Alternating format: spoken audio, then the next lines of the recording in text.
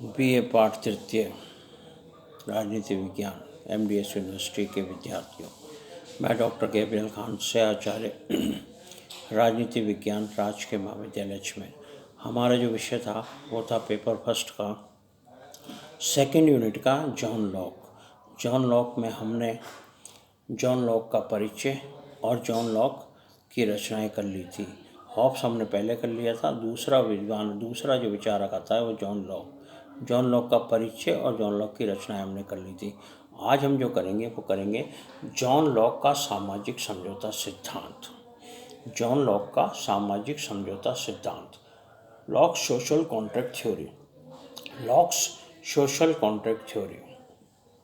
सामाजिक समझौते के सिद्धांत को यदि वैज्ञानिक ढंग से प्रतिपादित करने वाले दार्शनिकों का नाम लिया जाए, वैज्ञानिक ढंग से जिन्होंने प्रतिपादित किया उन दार्शनिकों का नाम लिया जाए, तो उसमें हॉब्स और रूसो के साथ साथ जॉन लॉक का नाम भी उल्लेखनीय है। जॉन लॉक का नाम भी आता है, जिन दार्शनिकों ने सामाजिक समझौते के सिद्धांत को वैज्ञानिक ढंग से प्रस्तुत किया, जिसे वैज्ञानिकता प्रदान की, उसमें हॉब्स और रूसो के साथ जॉन लॉक का नाम भी आता है। लॉक का सामाजिक समझौते का सिद्धांत जो है उसका सार क्या है?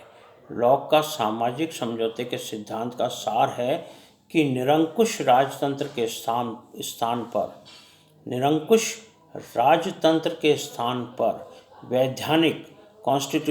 वैधानिक राजतंत्र की स्थापना। निरंकुश राजतंत्र के स्थान पर वैधानिक राजतंत्र की स्थापना तथा पार्लियामेंट की अंतिम सत्ता को स्वीकार करना नितांत न्याय संगत है। पार्लियामेंट की अंतिम सत्ता को स्वीकार करना न्याय संगत है। तो एक लाइन का क्वेश्चन है, लॉक के सामाजिक समझौते का सार क्या है? लॉक के सामाजिक समझौते का सार है निरंकुश राजतंत्र के स्थान पर वैधानिक राजतंत्र की स्थापना और पार्लियामेंट की अंतिम सत्ता को स्वीकार करना नितांत न्याय संगत है। पार्लियामेंट के अंतिम सत्ता को स्वीकार करना नितांत न्याय संगत है। ये था लॉक के सामाजिक समझौते का सार। लॉक ने सामाजिक समझौता जो है उसके विचार हॉब्स के विचारों से नहीं मिलते हैं, मेल नहीं खाते हैं। उसके विचार हॉब्स के विचारों से मेल नहीं खाते हैं, क्योंकि हॉब्स ने सामाजिक समझौते में कुछ विशेषताएं दी थी मानव स्वभाव के बारे में, और लॉक ने भी अपनी मानव स्वभाव धारणा को प्रस्तुत किया था, तो मेल नहीं खाते हैं।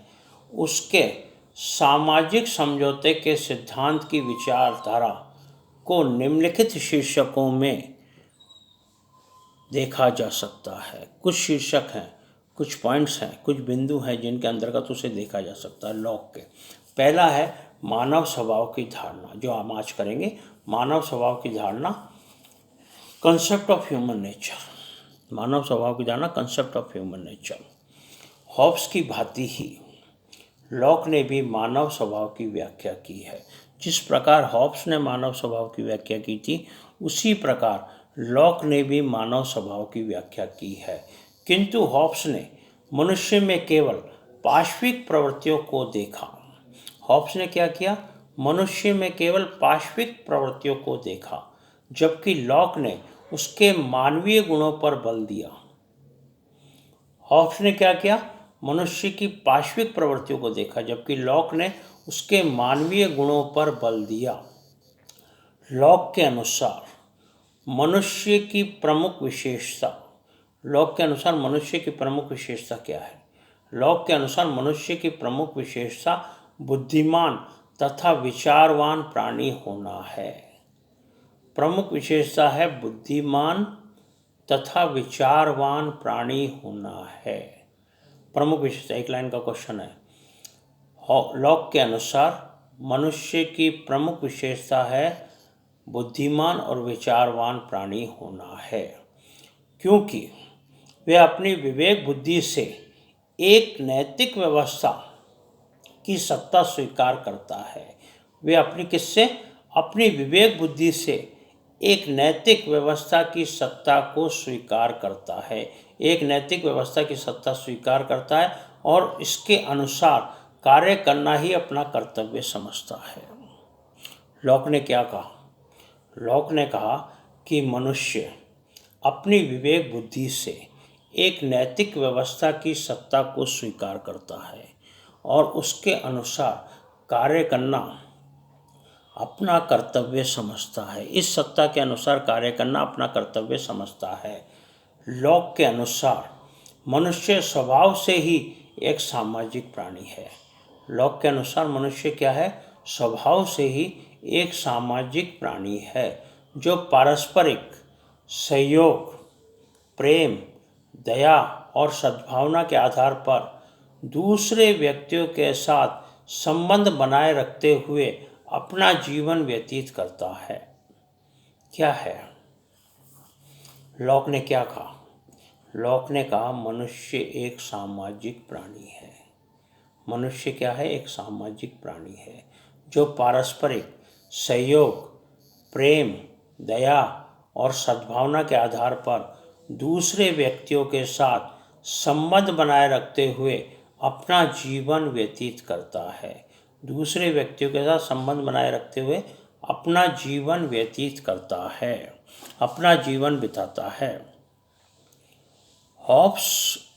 ये था लॉक का मानव स्वभाव की धारणा। जॉन लॉक की मानव स्वभाव की धारणा। जॉन लॉक ने, हॉब्स ने भी दी है मानव स्वभाव की धारणा, जॉन लॉक ने भी दी है। हॉब्स मानव स्वभाव को पाशविक प्रवृत्ति बताता है, जबकि लॉक मानव स्वभाव को के मानवीय गुणों पर बल देता है।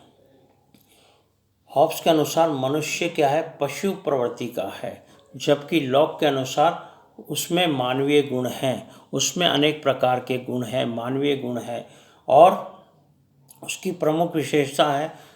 लॉक के अनुसार मनुष्य की प्रमुख विशेषता क्या है? बुद्धिमान और विचारवान व्यक्ति, बुद्धिमान और विचारवान प्राणी होना, ये उसकी विशेषता है। वे अपनी विवेक बुद्धि से एक नैतिक व्यवस्था की सत्ता को स्वीकार करता है और उसके अनुसार ही अपने कार्यों को पूरा करता है या उसके अनुसार कार्य करना ही अपना कर्तव्य समझता है। लॉक के अनुसार मनुष्य एक सामाजिक प्राणी है जो कि पारस्परिक सहयोग, प्रेम और सद्भावना के आधार पर दूसरे व्यक्तियों के साथ संबंध बनाए रखते हुए अपना जीवन व्यतीत करता है। दूसरे व्यक्तियों के साथ संबंध बनाए रखते हुए अपना जीवन व्यतीत करता है। ये था जॉन लॉक का मानव स्वभाव की धारणा। अब हम आते हैं हॉब्स और लॉक के मानव स्वभाव की धारणा में अंतर। हॉब्स और लॉक के मानव स्वभाव संबंधी विचारों में बुनियादी अंतर है, दोनों के विचारों में अंतर है। पहला अंतर क्या है? हॉब्स का मनुष्य कोरा जंगली पशु है। हॉब्स का मनुष्य क्या है? कोरा जंगली पशु। मतलब हॉब्स का मनुष्य कहीं भी किसी से भी झगड़ा कर सकता है, किसी को भी मार सकता है, किसी से भी कुछ भी कर सकता है, जबकि लॉक का मनुष्य एक नैतिक प्राणी है। लॉक का मनुष्य क्या है? एक नैतिक प्राणी है, एक नैतिकता में चलने वाला प्राणी, एक नैतिक प्राणी है। दूसरा, सेकंड पॉइंट, हॉब्स का मनुष्य भौतिकवादी है। हॉब्स का मनुष्य क्या है? भौतिकवादी है, जबकि लॉक का मनुष्य कर्तव्य की पुकार सुनता है। लॉक का मनुष्य क्या करता है? कर्तव्य की पुकार सुनता है। मैंने आपको बताया था लॉक के मनुष्य ने एक क्या किया?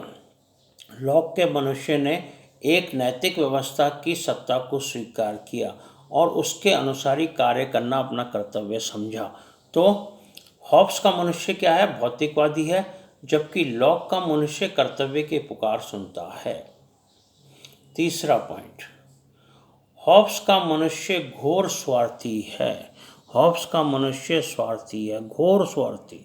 हॉब्स का मनुष्य केवल अपने बारे में सोचता है और किसी के बारे में नहीं सोचता। हॉब्स का मनुष्य घोर स्वार्थी है, जबकि लॉक का मनुष्य परोपकारी भी है। लॉक का मनुष्य परोपकार करना जानता है। लॉक का मनुष्य पारस्परिक सहयोग, प्रेम, दया और सद्भावना के आधार पर दूसरे व्यक्तियों से संबंध बनाता है। तो हॉब्स का मनुष्य क्या है, घोर स्वार्थी है, जबकि लॉक्स का मनुष्य परोपकारी भी है। लास्ट पॉइंट, हॉब्स का मनुष्य झगड़ालू है, किसी से भी झगड़ा कर लेता था। हॉब्स का मनुष्य झगड़ालू है, जबकि लॉक का मनुष्य शांति प्रिय है। हॉब्स का मनुष्य क्या झगड़ालू है, जबकि लॉक का मनुष्य शांति प्रिय है। तो ये था लॉक के मानव स्वभाव की धारणा और हॉब्स व लॉक के मानव स्वभाव की धारणा के अंतर। तो लॉक ने मानव स्वभाव की धारणा के बारे में क्या कहा? लॉक ने मानव स्वभाव की धारणा की प्रमुख विशेषता क्या थी? बुद्धिमान और विचारवान प्राणी। बुद्धिमान और विचारवान प्राणी जो कि एक नैतिक व्यवस्था की सत्ता को स्वीकार करता है और उसके अनुसार कार्य करना ही अपना कर्तव्य समझता है। उसके अनुसार कार्य करता है, यही अपना कर्तव्य समझता है। लॉक के अनुसार मनुष्य एक सामाजिक प्राणी है, समाज में रहता है इसलिए सामाजिक प्राणी है। वह पारस्परिक सहयोग, प्रेम, दया और सद्भावना के आधार पर दूसरे व्यक्तियों के साथ संबंध बनाए रखते हुए अपना जीवन व्यतीत करता है। दूसरे व्यक्तियों के साथ संबंध बनाए रखता है, इसके अनुसार ही अपना जीवन व्यतीत करता है। तो यह था जॉन लॉक का सामाजिक समझौते के सिद्धांत का पहला बिंदु, मानव स्वभाव की धारणा, कंसेप्ट ऑफ ह्यूमन नेचर। कल हम करेंगे प्राकृतिक अवस्था, स्टेट ऑफ नेचर।